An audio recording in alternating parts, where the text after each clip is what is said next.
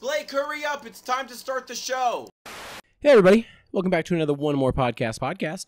I'm here with Blake, and we're about to talk about some serious stuff, all right? This is many months in the making. Might be a downer.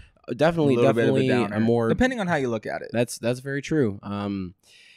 So, I mean, if you couldn't tell by the title, hopefully I put something kind of relative and not total clickbait. But we're talking about Bill Cosby.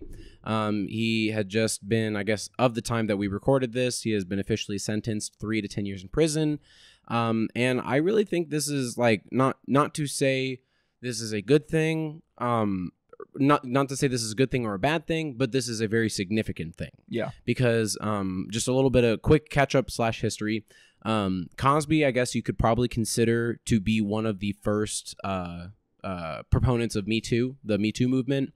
He was one of the very first people coming out that, he had some horrible history of date rape and, being very forceful and almost using his title and his status as kind of a way to get what he wanted with women. So, long story short, he had a crap ton of people come out, within this past year. Like 14 women or more I think more than okay. that. Then yeah. But yeah, a lot of women came out and against it, but none of the charges stuck. So most recently there was a woman who again, filed a lawsuit and, all that kind of stuff against Cosby. And she now, I guess, it was like a 6-month thing and set the court date, and then they had the official verdict, and he was officially sentenced for 3 to 10 years in prison. And I feel like it's very important that we talk about this kind of thing because Cosby is very much a unique situation here. So instead of having a relatively young person in their, probably mid to late 40s, even early 50s, that's still, they've still got plenty of time left on this earth. It's not Harvey Weinstein age or or like Louis C.K. age or whatever. Which we're not equating Louis and Harvey, just but it's age representation. Exactly, and then kind of the amount of time. We can have a whole separate conversation about Louis and his bounce back, but anyways, so the big, I think the biggest point here to talk about is the fact that he's gonna potentially die in prison. He could. He's 81. Yeah. Right? It's really interesting just because, you had a man who lived essentially, a good 85-90% of his life. Lived more than the average American lives. Exactly. Not in trouble. And, he's done all these horrible things and he's done all these horrible crimes and all that kind of stuff. But he was able to still profit off of, his long-term success. He was still able to live a comfortable life. He's still, I would assume, happily married. Honestly, she stuck by him. Yeah. So. And I don't know for the life of me whether it's I'm going to stick with you so you don't look bad to the public, or I'm sticking with you because you're my husband and I love you. Could it be both? It could, right? Sure. I guess I would want it to be just I am your husband, or you're my husband and I love you, because I would just hate to, especially, nowadays, being stuck in a marriage that's like a lie, Well, sure. But we also see this with athletes, right? Or just with any successful man that, a woman may marry that man that has millions of dollars because she loves him. But it's also, a perk that this guy has millions of dollars and, sure. So, but it goes in reverse though. So if you're going to stick around with this guy, is it because, his net worth on Celebrity Net Worth, it said Cosby's net worth was $400 million. Wow. That's a lot of money. That is huge. Got to be the most successful comedian of all time. Real quick to interject, he also has a $25,000 fine, which is a drop in the bucket. Right. It's nothing. Sure, but continue. But if she's stuck around, it could be because, he has this $400 million net worth that she could potentially be the sole proprietor of at some point.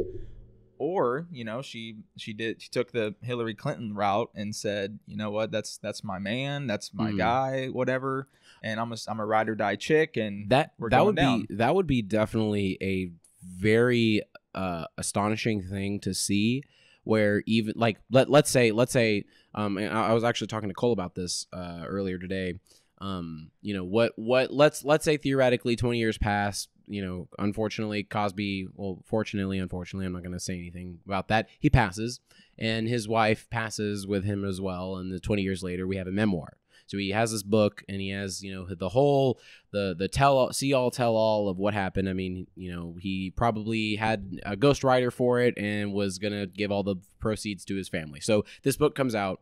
It would be astonishing to see that, you know, if his wife forgave him. Because, like, I mean, first of all, I'm pretty sure they've been married for God knows how long, for a long time. Yeah. He was one of those guys, specifically in the black community. He was always the poster child for growing up the right way and sticking to for sure. Your Family responsibilities values, as a father, as a man, as a husband. That was, ironically enough, that was his kind of shtick. Like, he was a comedian, for sure, a black comedian, but he held these values that he was trying to imprint on young black men all throughout his career. And I mean, we'll get back to kind of his career in a second, but more specifically for his wife, you know, if the love is there, then the love is there. You know, if similarly to like the question you asked about if you were to kill someone, you know, would you be ratted on? Well, I mean, in this instance, sure, you can't compare murder and rape, but I'm going to anyways. So if this woman, you know, because if they were married and they knew each other for, you know, 40, 50 years or whatever, and then I think they've been married for like 30 years or 30 plus years, a very, very long time. You know, you kind of build a rapport and you learn the secrets and the dirty secrets about everybody. And I guess if you think that you know the person and they come out to you and they say, hey, look, I did these really bad things, you know, who knows? I mean, there was a couple that recently was arrested that both the man and woman would go to bars and drug, you know, totally unsuspecting young women specifically. But the thing is that both man and wife took part in it. Right. So it could be very well another instance where maybe, you know, she didn't condone it, or she did or didn't or whatever, and it was just kind of a thing that happened. Well, I think who knows? We need to understand if she knew about it, right? Like, and I mean, mean, when she knew about it, did she know about it when reports started to come out, or did she fully accept it when he finally got, you know, convicted of it? Because at the time during this trial, she may have been, you know, no, he's innocent. Trust me, the trial will prove otherwise. But when he's pronounced guilty, she might have gone, oh shit. Sure, that's so very true. The justice system said he's guilty, so he's a guilty man. He's a guilty SOB. I mean, that very well could be what happens. Unfortunately, whenever I post this, you know, there may be new information that comes out. There might not be. Who knows?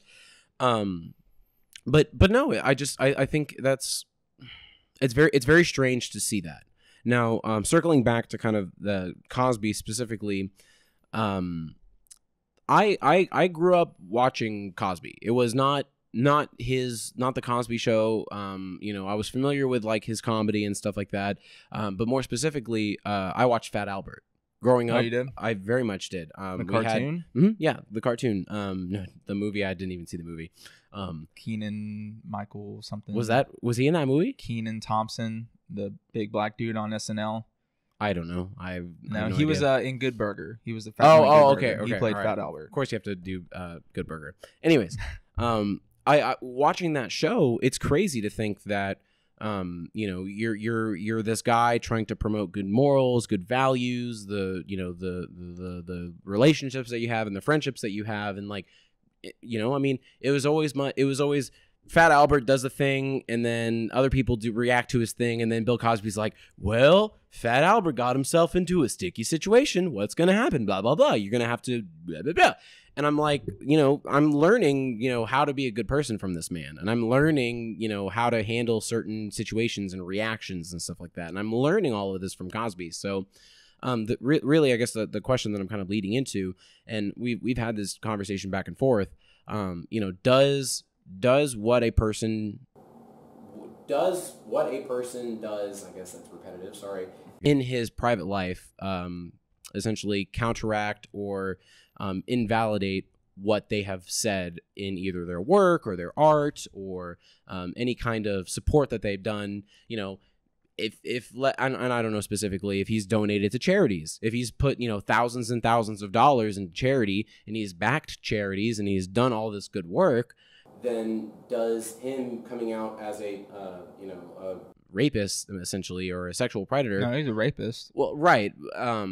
But I think officially the judge labeled him a aggressive sexual predator. Right. So the whole has to be on the list in the neighborhood, and that's going to be a weird conversation. They're just going to have to go door to door. Hey, you're Bill Cosby. Yeah. Well, I'm also. If you haven't heard.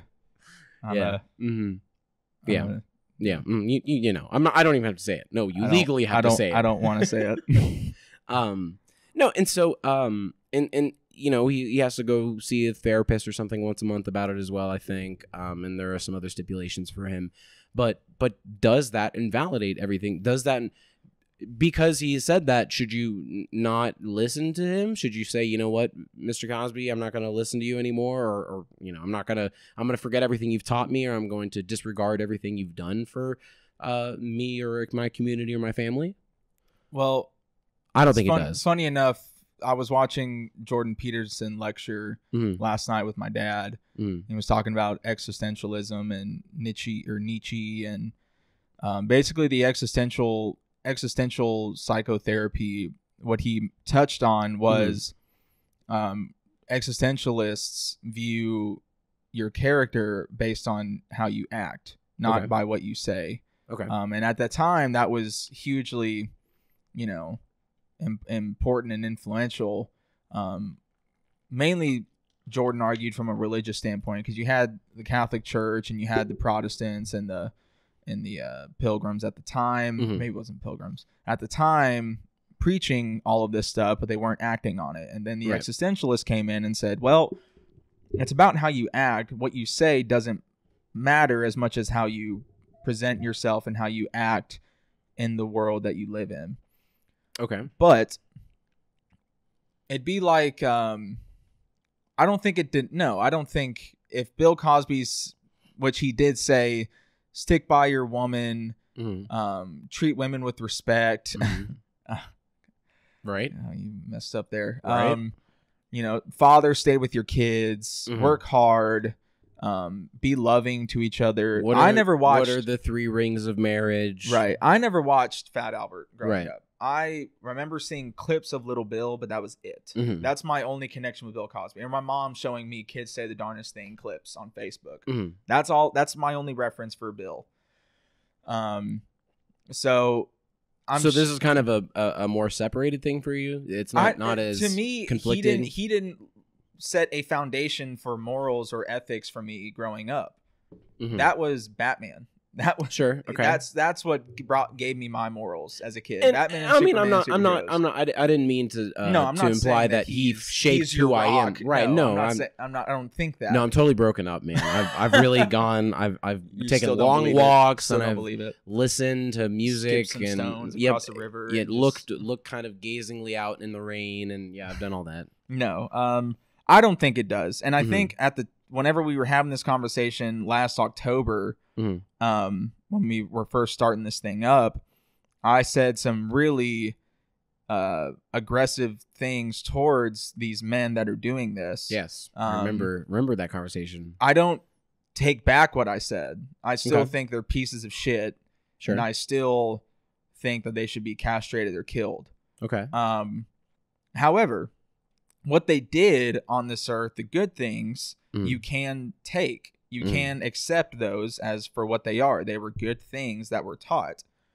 So I think you can separate them. Does it mean I'm ever going to watch a Bill Cosby movie? No. Does it mean I'm ever going to watch a Kevin Spacey movie? No. I can separate those, the good things that they did versus the bad people that they were. I can, though they didn't act them out, their words meant something, and what they did teach us does hold value, intrinsic value with how we live our lives. Not to minimize what you're saying, because I think you're making a very, very solid point. The only thing that just immediately came kind of to comparison is the song by Green Day, What's Her Name? Where you're remembering the times and you're remembering the good feelings and the emotions and the whole good history of it. So in this instance, remembering all those morals and values and remembering everything good they say, but just don't remember the person. Yeah. Don't remember the person that broke your heart, or in this instance was a sexual predator.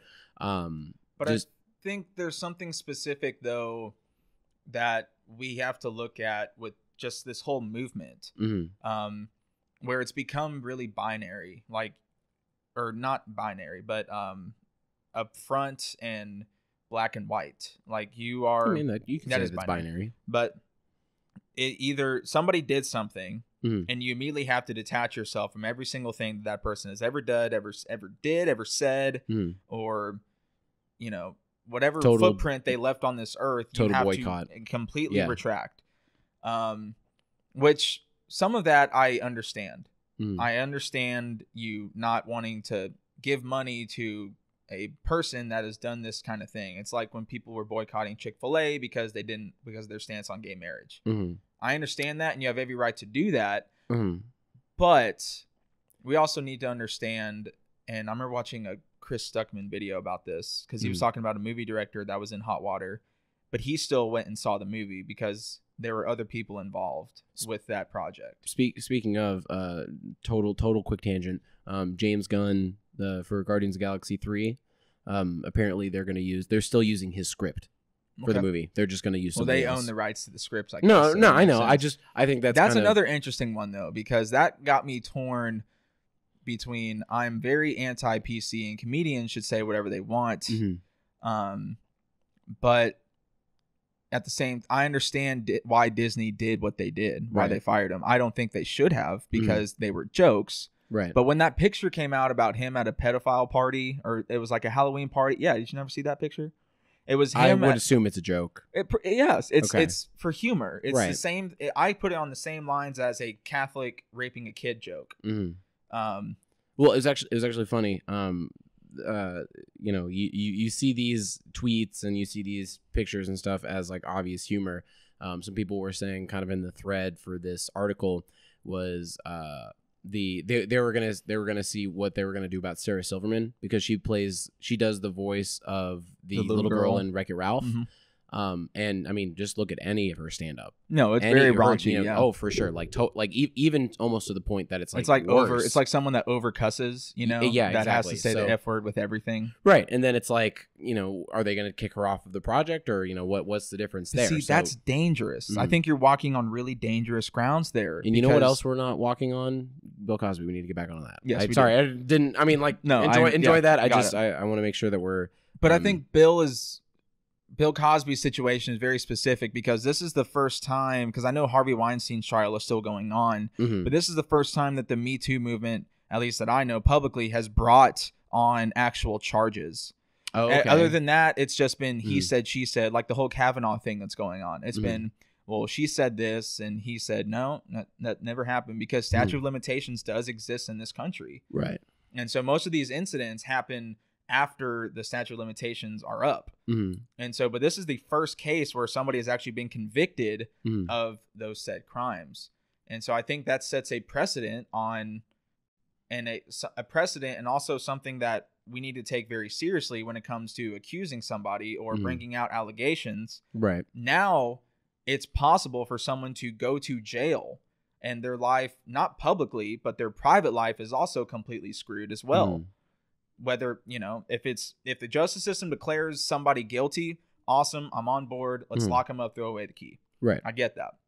But now when we're getting into the accusation phase, you're going to have investigations and, different different kind law of departments. We're going even further. Different justice departments will be stepping in, and this will become a nationwide, what Joe Rogan considered it was a witch hunt. I don't know if it's a witch hunt, but the value of somebody's word, of a woman's word, as long as it's within the statute of limitations, can now bring forth legal punishments and legal action. I don't necessarily think that's a bad thing because as you've said before, following hard with the justice system, people who are going to make up allegations and stuff like that and make up stories, they should be tried as well. Right. And they'll have the investigations and they'll do everything. And I'm sure whatever defendant's lawyer will do their due diligence and figure out that these claims are totally false. So I really do. I do agree that, that it's good that this is happening. I think that, opening up to have more, because I mean, I know for a long time, there's kind of a stigma about that, where it's like about coming out. Yeah. Or just speaking ill against whichever celebrity, or speaking ill about personal experiences. Some that were on the Mount Rushmore that you just didn't say shit about because Hollywood would back you up, or back that person up and say, no, he's sorry. He's one of the guys. Don't say that. But now that has been completely demolished, where the biggest producer in Hollywood is going down, is facing legal trouble. For sure. To the extent of how much legal trouble, I think that is probably going to just be a readjustment over time, because again, Cosby only got 3 to 10 years. Right. Granted, he is an old man and he may not live to see 85. You said he's 81, right? 81, I believe. So he might not live past 85. He might not live past 90. Who knows? But I think that specifically sets a bad precedent in terms of the punishment, because you've seen people get, you've seen judges dole out like 2 life sentences. People have to spend 2 life sentences and whatever, and that's it. Their life is over. Right. I think with this one specifically, even though he's an old man, you should still, and again, I don't know what the legal extent is to how much you can punish someone for being a sexual predator. That I don't know. But I would at least say minimum 15 years. I think that's where I'm torn number. Though, is because the man is 81 and he is now going to become a burden on the taxpayer. That's how I see it. Okay. So is this man a threat currently? Should he be punished? Absolutely. One would argue that he's already, and this came up with the Kramer thing when he was yelling out the N-word at the comedy club. And I remember listening to Adam Carolla talk to Gloria Albright, the civil rights attorney, about it.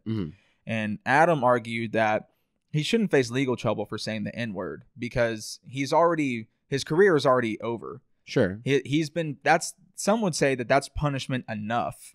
Why is money the answer for his punishment when his career is done? He's never going to get work ever again. Right. But this man is 81 years old. He's not working. I think no, and I totally see your point, and I do agree to totally not in the same realm, but long time ago, I had a Game Boy, and it was super awesome, and I loved it. And it was in my pocket one day, and it was my dad's, and I broke it. I tripped on my shoelace, and then I fell on my side, and I cracked the screen. It was horrible, and I was freaking out the entire time, thinking, "Oh my god, I'm going to be punished. I'm going to blah blah blah blah blah blah blah." And I was totally broken up about it, and I called my dad, and he was like, "Well, I mean, it seems, yeah." And but it was punishment enough. You losing that and not being able to do that is punishment enough. Obviously, the Game Boy and sexual predator is not the same level, but I do see where you're coming from in terms of, if he wants to do anything, I'm sure he goes outside and he's going to eat at a restaurant. There are going to be plenty of people that some restaurants may not even serve him. Exactly. So I do agree that I think he has had a lot of social societal repercussions. Definitely, obviously, no work. What he could do for producing, I don't know. He's got $1 bajillion million, so because no one's going to want to touch what he has his name on.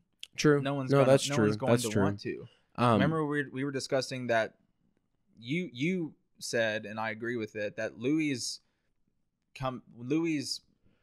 comeback would entail him starting as a producer. Yeah.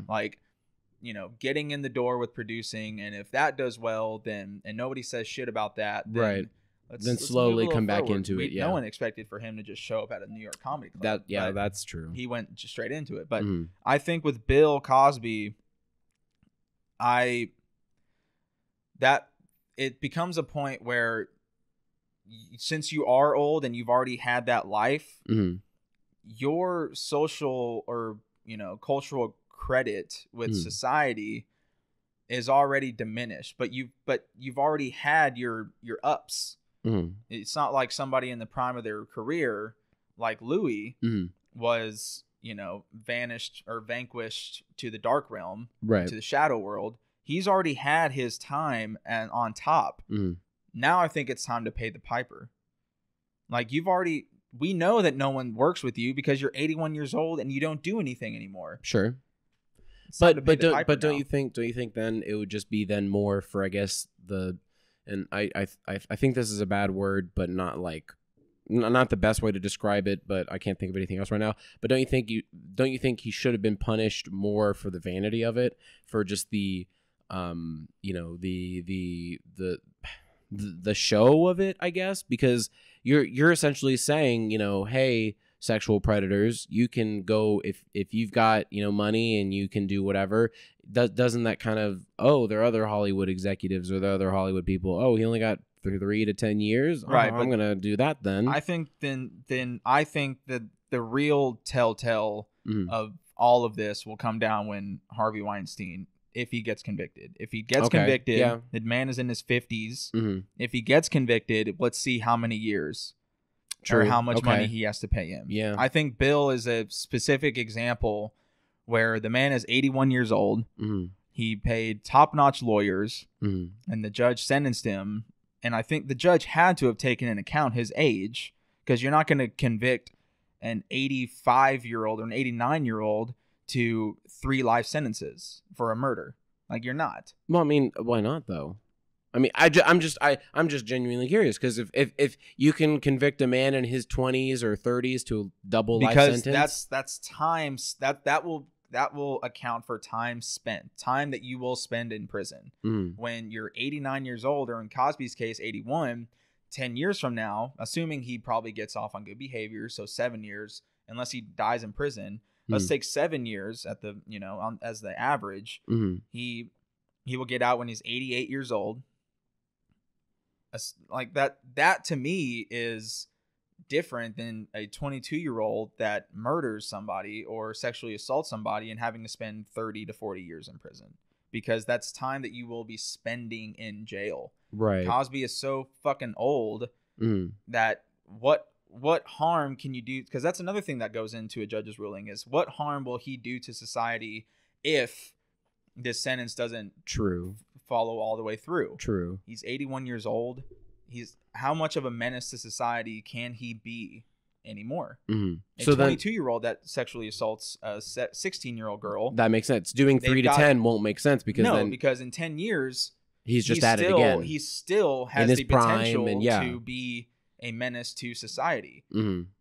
Cosby doesn't. He doesn't have that ability. So then how do we make it where, you know, we because I feel like in these specific instances, to deter sexual predators and to deter this type of I guess behavior, sort of whatever, behavior, you need a rule with an iron hammer, and you need to say, look, you know, you do this, we're not effing around, we're gonna, you know, we're gonna take the extra mile to, you know, really say, because I know that's been done before. I know people have been convicted purely as a, hey, we're setting a precedent. If this ever happens, you're convicted for however many years, and you're done. And it doesn't matter what severity. People could do it worse or less. Right. It's zero tolerance. Exactly. And so I mean, we've already talked about, you know, sure, he's socially dead, and sure, he's, you know, he's not going to have a career. He doesn't have a career anymore. But like, I mean, isn't there anything? I mean, I don't know. I saw something about potentially doing like a house arrest or something like that, which, I mean, I'm sure he's an 81-year-old on house arrest. You're right. I mean, I'm sure he's probably already there, and he's got a big enough house that, you know, he's got his servers or something like that. I mean, I don't know. Put him on house arrest, but take away his help. I guess that would be no, because I think that would fall under the cruel and unusual punishment. Oh, okay. Well, because the government doesn't have the right to go into your private life and tell you what to take away and what not to. That's fair. No, I don't know. I just and again, this is really weird. Like I've said before, just because this is such a unique instance where, you know, we're finally seeing the end of an extended period of time, and now we walked into a movie. It's the last 5 minutes. You know, what kind of it has justice really been served? Has because and I guess we can talk about this now.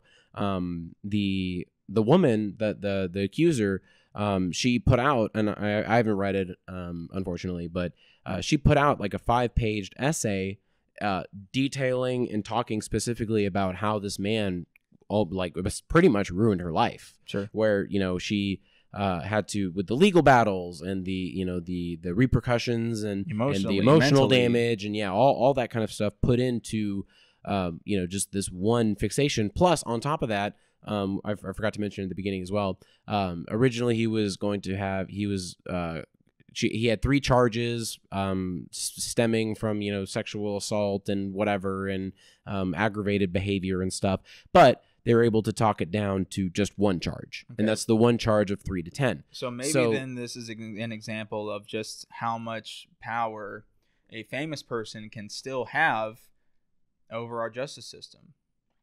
Like, this may just be another example of a celebrity that has enough money can hire the best lawyers, and they get off because these lawyers are so top notch. Whoop, bad joke. Oh, too soon.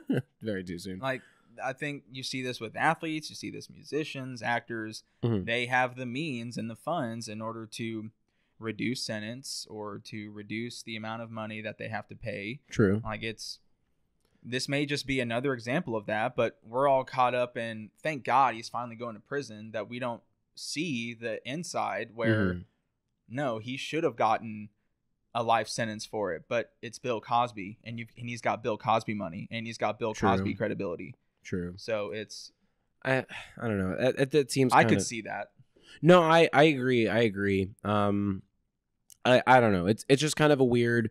It's almost surreal. I mean, really, this whole, and not to discredit, not to minimize, not to make fun of, but this entire year in this past 2017 and 2018 has been so surreal. Just like with the amount of, I almost feel like it's we have you always say professionalism in the workplace. Respect the authority. You kind of have this order of law where you're gonna see your social norms and mores that people just follow, and so you have an expectation for your celebrities and your government officials and your whatever and your rock artists and your music. There's an expectation where you're gonna have hopefully nothing bad would happen, and people are gonna pay money, or people are gonna listen, or people are gonna do this to tribute or to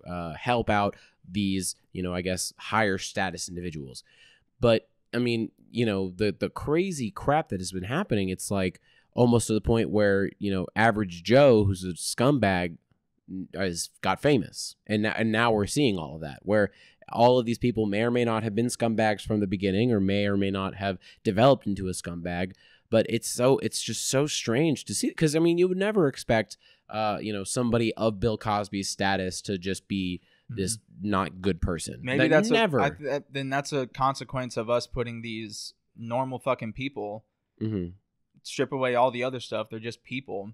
We're putting them on this huge pedestal, and society has expectations for those people.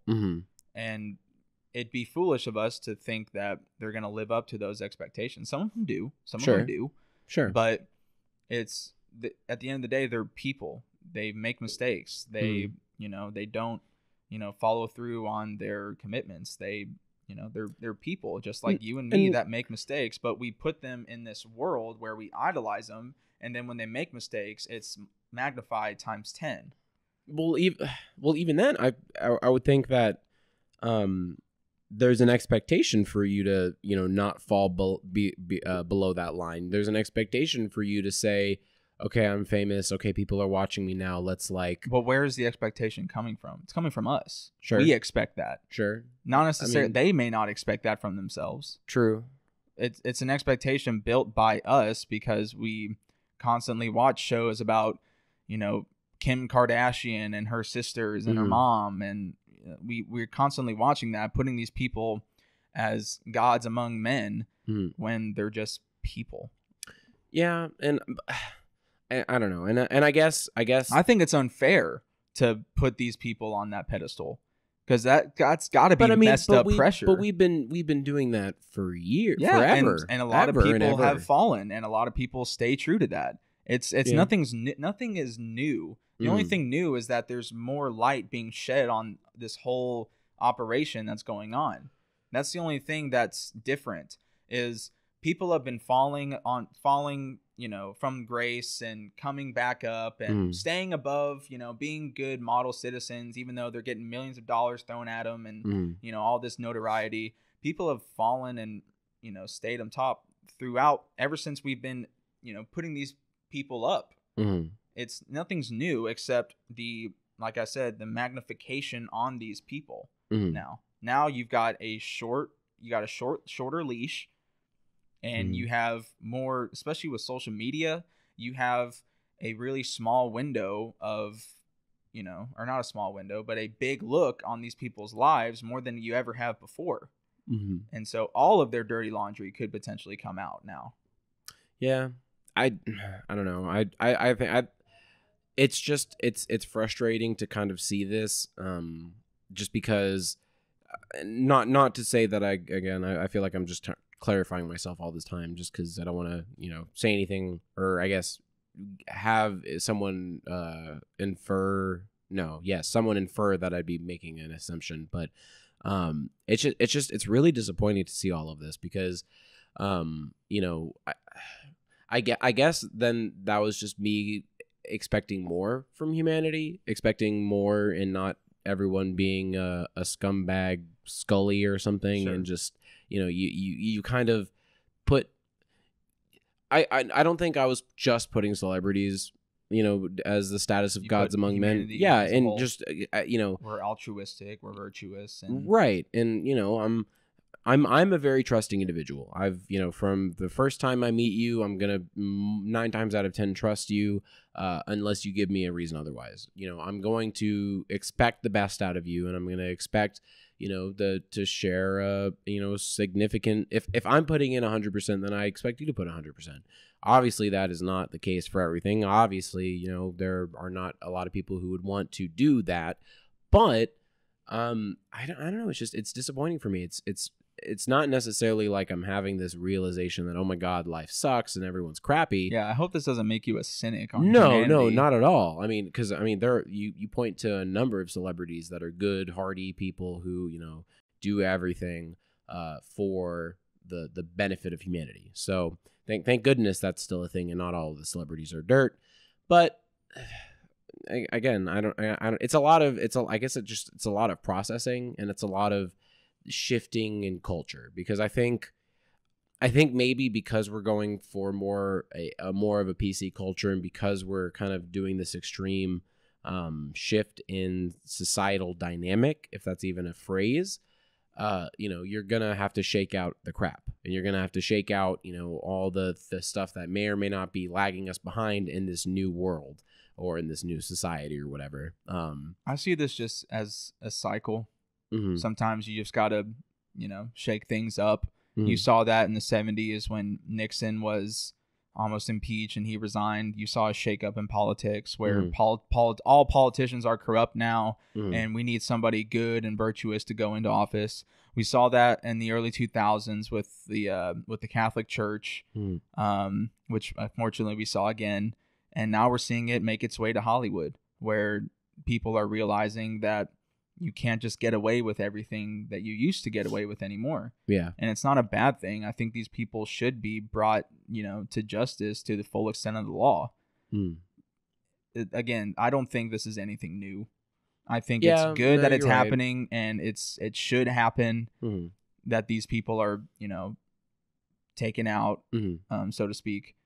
So the last question that I have, I guess, kind of on the conversation of Cosby, is are we allowed to be sad about this? Are sure. people allowed? Because I mean, we've just talked for almost 40 minutes now about how this guy is not nice, and the relationship he has with his wife, and the things that he's done, and the people he's impacted, and the morality of it, and a lot of people are happy that he's going to jail for no matter what amount of time. Absolutely. A lot of people are happy, but I'm sure that there are a lot of people that are broken up about this, where their childhood icon and their hero is now nothing.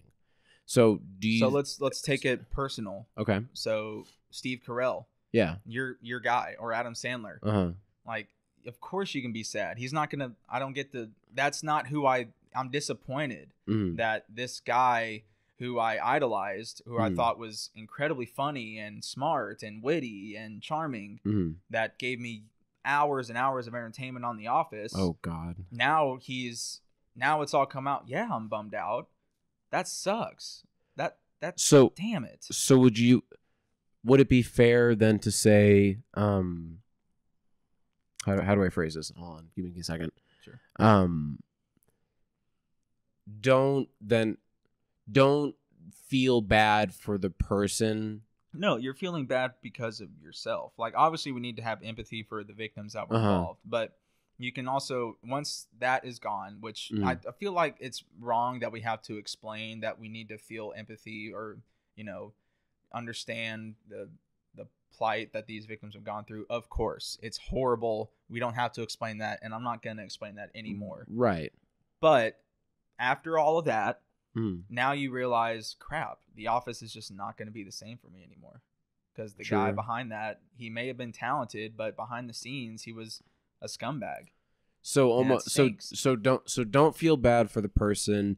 Mourn the loss of a legacy. Of a legacy. Of an entertainment. So if I just saw Alice in Chains in concert, one of my favorite bands. If Jerry Cantrell came out as one of those guys that was raping or sexually assaulting women, I would be devastated. Because that's not something that I want to be connected to my love for their music. That would be devastating to me. Because every time I would hear one of their songs, I would just harken back to, why did he do that? Wait, so the song "I Touch Little Girls" is not a confession to his?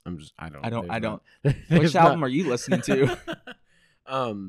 No, and that's fair. I think that was on R. Kelly's album. Oh yeah, no, it's IP on Little Girls. Oh yeah, different lyrics. They might have been a cover. Yeah, right. I think it's very important to kind of emphasize this, and I'm glad you agree with me, because again, in such a society where we're and we've had plenty of conversations about how people argue and how people have to be right, and being wrong is the worst. And again, I'm going to use it's a very binary world where you're either right or wrong, or angry or not angry. You're left or right. You're conservative. You're liberal. Right. Whatever. And so when you have these, and I think everyone who has ever currently now or in the future that gets convicted for sexual assault or anything of that part of the Me Too movement, I think there's going to be damnation and there's going to be hell to pay. And so I think it's hard in this specific instance, because you can be, if your friend Jerry was, you went to school with, and then you find out that he beat his wife or something like that, that's different, because you can be sad about losing that friend that you thought, because it's on a lower scale. But when it's so much to this extreme, to DEFCON 1, that we're, people are crying over this, and people are cheering, people are burning things, people are whatever.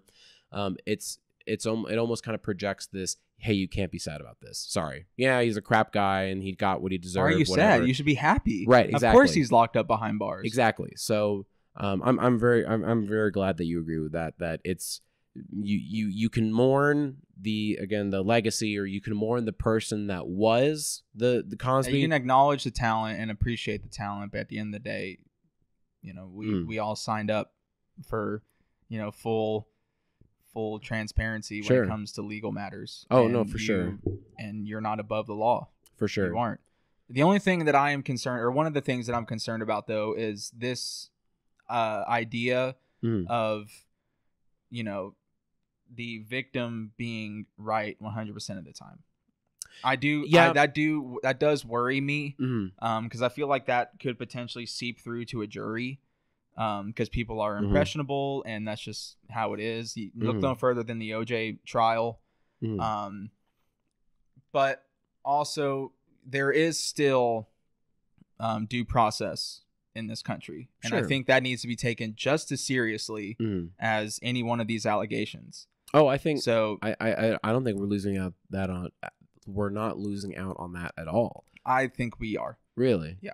There was a 30 for 30 about the Duke lacrosse team that came out, and if you haven't watched that, I think it's well worth the watch because it explains, in a nutshell, one of my big concerns. Real quick, kind of gives the 5 members of the Duke lacrosse team. One of the strippers that they paid to go to their house and do dances for them, was charging them with rape. 5 members of that Duke lacrosse team. Wow. And after this huge legal battle, it come to find out that she lied, and it wasn't true. Okay. But these 5 athletes lost their scholarships. They lost everything. That seized their lacrosse season before the trial was even over. Yeah. That season was cut. The Duke lacrosse program was cut. There's also another case that I was watching where a girl was mad at her boyfriend in college because another girl was talking to her, and she falsified a rape report. He got his scholarship cut. He got kicked out of school, and in the dude's life now, every time his name shows up on any job application, on anything, that is going to be the first thing that pops up. And you're out of your mind if you think that a job or that majority of people trying to hire him won't look at that and go, "Eee." I think then you might be targeting them the wrong direction. I don't think it's the due process that we're losing out on. I think it's and agree or disagree with me on this. I think because we live in a world where we need instant gratification and we need instant response. Well, but that's the thing. Instead of college or a business or a show or a network or whatever, instead of hearing about the allegations and hearing about, oh, this guy has been accused of this or this woman has been accused of this, instead of waiting until the actual charge or the sentencing or whatever it is, we aren't. We're immediately reacting. We're saying, okay, we're going to distance ourselves. Yeah, exactly. Distance ourselves. We're going to separate. We're going to cut ties immediately because that's what we live in this world where, again, the 24 news cycle, the Twitters and the instant information at our fingertips, where I can immediately, if I hear something wrong, I can go to some website and then post some horrible review instantly, in a couple of minutes. And I think that's a bad mindset in regards to this. I think there are certain benefits to having the ability all at our fingertips at any moment. I think is very important in terms of getting information out about emergencies, in either if it's a natural disaster or if it's a shooter or if it's, if I would love to know if something happens about the president or a congressman immediately, some kind of that aspect of gaining the information and learning about it and having access to it. I think that's important. But it's then the other side where, Bob is now convicted, Bob is going to be convicted, but the trial is in 6 months. So is Bob innocent, guilty? I don't know, but we're going to immediately... You are innocent until proven guilty, though. That's my point. In court, but not in society. Right, but I think we are losing touch of that. And we are immediately throwing ourselves or throwing that person into he's guilty, he's out. Like, what if in a court of law, okay, pick anybody, let's say Kavanaugh. If Kavanaugh is proven in a court of law, he's innocent, this never happened, this is falsifying a report. Right. Do you think somebody can... I don't think in today's culture, especially with the news media, I don't think he could clear his name. I think it will turn to the justice system failed us. This is a perfect example of male patriarchy taking control of the justice system. Every victim should be heard and taken seriously. This is an outrage. That's how I see 95% of these cases going. Well, but I think that's the issue is where one, I think all of this at its core is fueled by money. Companies, networks, everything immediately distancing themselves and shunning these, because if they associate it all, they're going to lose money. Company is not going to stand by Louis until I get that until he's proven innocent, right? And I guess even in that instance, he wasn't charged with anything. Right. So and I guess that's just a mindset that we have to change. How we change it, I don't know. Will it be 20, 50 years down the road, and then we understand how it works? It may take this Me Too movement blowing up, and not in the way that it has, but in the opposite way. Oh, just like totally with falsified reports coming left and right, and which is so damaging to that movement. Oh, for sure. Because it's not that you're making an environment where those accusations are no longer taken seriously, and it's it's a he said she said, and all of these falsified reports have come out now. It's not like whatever, but I'm done. Like I can't take that seriously anymore. I'm out of anger and disappointment to give. I've lost it all. What not to totally backtrack, but I guess one other last thing about Cosby. I meant to talk about it, but I forgot about it now. I just remembered it. Legacy. What is that going to be for him? Because if you look on Wikipedia, if you look on Wikipedia, he is now, I think he's officially, it'll say a comedian, actor, and convicted sexual offender. So, do you think I don't think it's as bad as people are blowing it up to be now. I had a conversation with Cole about this, and he was saying that it's totally, Bill Cosby's name is totally tarnished. I don't think so, because one, he's lived this entire, it's like you've got whatever, let's say a solid 50 years in the entertainment industry. We'll say 40, a solid 40 years of the entertainment industry of putting out whatever messages and doing all of this stuff that people have been impacted by, and now at the last 10% of his life, he's experiencing all this backlash, and he's experiencing all this hate and the truth and all of that. And I don't think that'll totally tarnish his name. I think in 50 years, either one, the last 10% of his life might not be as talked about. I think they'll choose what they want to remember about people, and they'll choose to remember the good things about Cosby. You think so? I think that is a very real possibility. We don't do that with Michael Jackson. That's not true at all. I think Michael Jackson is still a beloved icon. That's what I'm saying. We look at the good things about Michael Jackson. We don't look at him as we should. Right. But... No. I'm agreeing with you. So right. So I think that might be the case. Granted, I think a lot of people probably in the 15 to 27 range will live this life and always remember him as the sexual because, like I said, I didn't grow up. My sister didn't grow up. My brother didn't grow up. My cousins. But there are still people that did. Sure, of course. And I think that's gonna be the word of mouth that they speak to the family, and they pass down that Cosby was this really funny guy. They've got records of him on his comedy and his stand up and blah blah blah. And there's still a pocket of people that will still see him as a as almost as a hero. No, yeah. So, if you listen to comedians talk about the Cosby situation, it's interesting because all of them talk about what a hero he was to them all growing up. Right. All of them. Bill was the pinnacle with him and Richard Pryor and George Carlin back when all that stuff was going on, or back when they were at the top of their games. Those were the three. Those were the mountains. And all of them say, Bill was the guy. He was the funniest. He cracked us up. He was who I wanted to be. Right. And then they'll go into talking about his stuff and all the allegations and convictions and whatnot.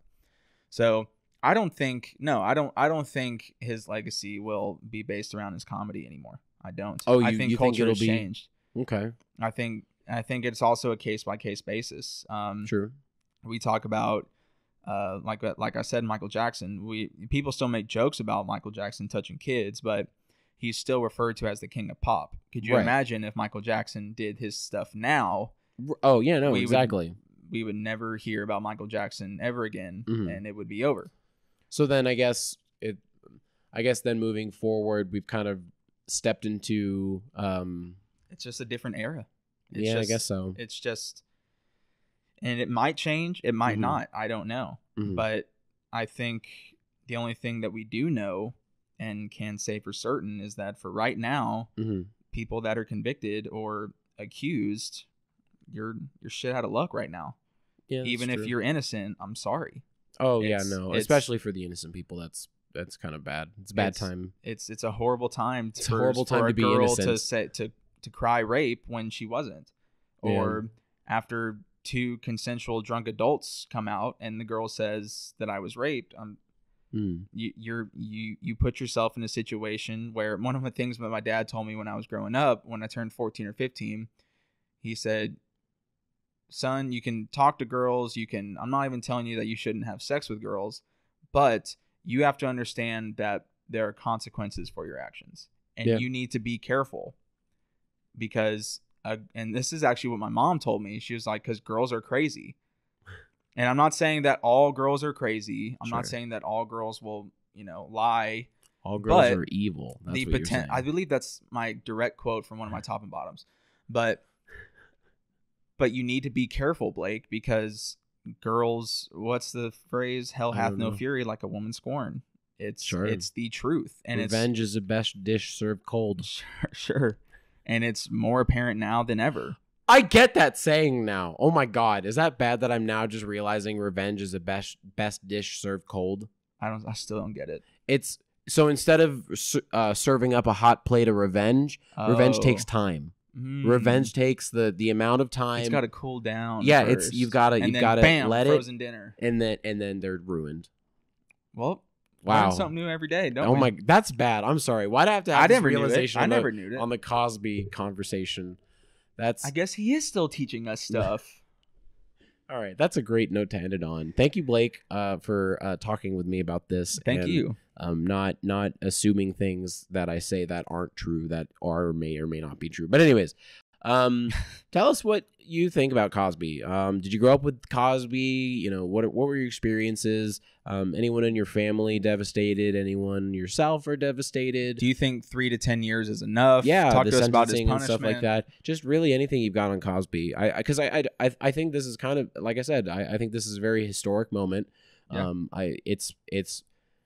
It's one of the new things that has happened within probably this past 10 years that whoa, because again, I really do think that was one of the first sexual cases that just surprised everyone completely. Because with Harvey Weinstein, we heard about the casting couch with Harvey, and apparently everyone in Hollywood knew about that. Well, nobody knew about Cosby. Ooh, okay. Well, after the podcast, I've got to mention something to you. But anyways, let us know. Definitely leave a comment about your experience with all of this. Is the Me Too movement going too far? Is it not going far enough? Definitely just anything and everything revolving this. I think this would be a great kind of conversation to have, because I don't think we're having enough conversations about this. I think we're still, not to totally quote Joe Rogan, I don't think it's a witch hunt necessarily, but I think he was commenting on his fear that it it'll turn some McCarthyist. Then I agree. Then I agree. I think we're definitely on the aggressive attacking side and trying to, just like we're trying to silence everyone that we don't agree with by shutting down whatever debates and political discourse. Yeah, exactly. I think we're trying to aggressively attack this issue when it rightfully could, so, but there's a limit. With anything, there is a limit. But even then, I think each instance that we're attacking, we need to look at it and not just say, oh, immediately you're a sexual thing. Right. You let's throw you in the pile with other sexual deviants. So I think we need to make sure that we don't lose that, and we're not just throwing everyone in jail, or we're not persecuting all these people. But anyways, let us know. And thank you so much. This has been a One More podcast, and everybody have a great day, night, or whenever you're listening to this.